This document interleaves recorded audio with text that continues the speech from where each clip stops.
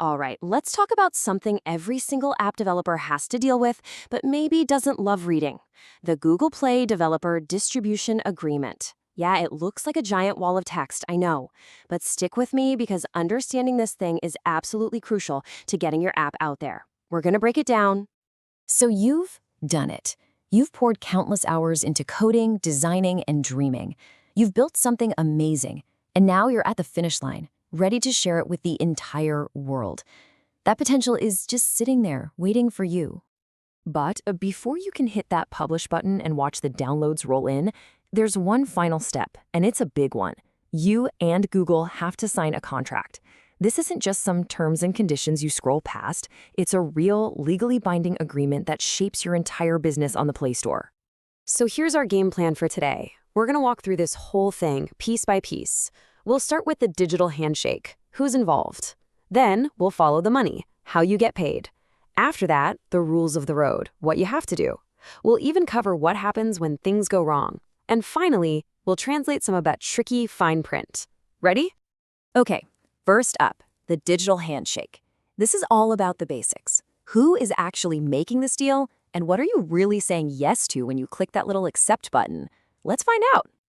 The agreement lays out three key players. First, there's you, the developer, the creator. Then there's Google, the company providing the whole service. And finally, there's Google Play itself, which is the actual software, the marketplace, that gets your app to users. It seems simple, but getting these roles straight is legally really important. And here it is, the big moment. Section 2.1 makes it crystal clear. The second you accept this agreement, you've entered into a legally binding contract. That's not just a formality. You're officially appointing Google to act as your agent, to distribute your products. Your business on the platform officially begins right here.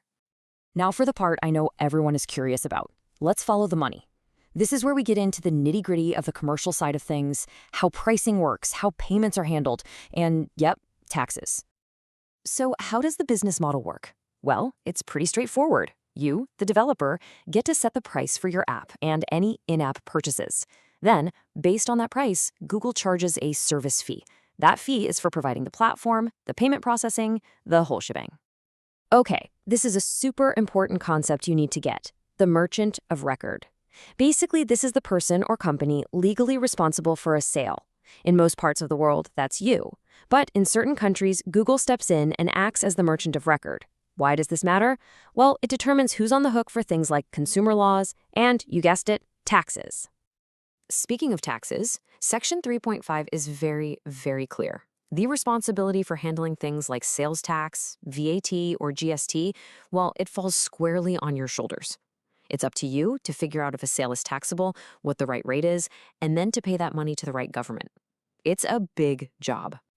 Here's a big rule about trust and fairness. If you list your app as free, it has to stay free. You can't just flip a switch and start charging people for something they already have. If you want to add paid features, you have to release it as a totally separate alternative version of the app. It's all about being transparent with your users. Okay, we've talked money. Now let's get into the rules of the road. This is all about your core duties and what you need to do every day to be a good citizen on the Google Play platform. You can think of this slide as your developer checklist. Of course, you have to follow all the developer program policies, but you also have to provide user support. And get this, the agreement specifically says you have to respond to support tickets within 3 business days. You also got to keep your login info safe and be totally honest about the permissions your app asks for. And this quote, pulled straight from the agreement, really drills down on one of the most important responsibilities you have, user privacy.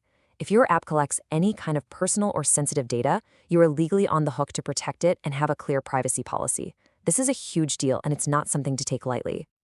All right, let's move into a section that hopefully you'll never have to deal with, but that you absolutely need to understand. What happens when things go wrong? We're talking takedowns, suspensions, and trouble. So why would Google ever pull your app from the store? Well, Section 8.3 lays out the big reasons.